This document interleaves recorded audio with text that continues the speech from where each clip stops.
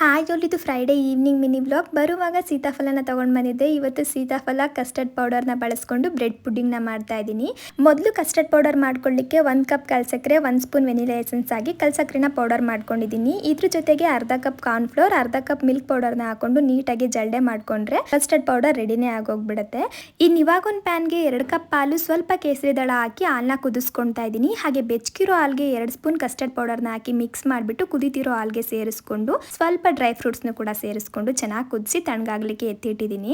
ಜೊತೆಗೆ ವೀಟ್ ಬ್ರೆಡ್ನ ನನಗೆ ಯಾವ ಶೇಪಲ್ಲಿ ಬೇಕು ಆ ಶೇಪಲ್ಲಿ ಕಟ್ ಮಾಡಿ ತವ ಮೇಲೆ ಸ್ವಲ್ಪ ತುಪ್ಪ ಹಾಕಿ 2 ಕಡೆ ಬಿಸಿ ಮಾಡಿ ಇಟ್ಕೊಂಡಿದ್ದೀನಿ. ಇನ್ನು ಸೀತಾಫಲದಲ್ಲಿರೋ ಸೀಡ್ಸ್ನೆಲ್ಲ ತೆಗೆದ್ಬಿಟ್ಟು ಗ್ರೈಂಡ್ ಮಾಡಿಕೊಂಡು ರೆಡಿಯಾಗಿರೋ ಕಸ್ಟರ್ಡ್ಗೆ ಸೇರಿಸಿ ಸ್ವಲ್ಪ ಕಲ್ಸಕ್ರೆನ ಹಾಕಿ ಮಿಕ್ಸ್ ಮಾಡಿಟ್ಕೊಂಡೆ. ಇನ್ನೊಂದು ಬೌಲ್ಗೆ ಸೀತಾಫಲ, ಹಾಲಿನ ಕೆನೆ, ಕಲ್ಸಕ್ರೆ ಹಾಕಿ ಮಿಕ್ಸ್ ಮಾಡಿ ಬಿಸಿಯಾಗಿರೋ ಬ್ರೆಡ್ ಪೀಸ್ ಮೇಲೆ ಹಾಕೊಂಡು ಒಂದು ಬಾಕ್ಸ್ಗೆ ಬ್ರೆಡ್ನ ಹಾಕಿ ಅದ್ರ ಮೇಲೆ ಕಸ್ಟರ್ಡ್ನ ಸೇರಿಸ್ಬಿಟ್ಟು ಕೊನೆಯಲ್ಲಿ ಸ್ವಲ್ಪ ಪಿಸ್ತಾ ಹಾಕೊಂಡ್ರೆ ಇದು ರೆಡಿನೇ ಆಗೋಗ್ಬಿಡುತ್ತೆ.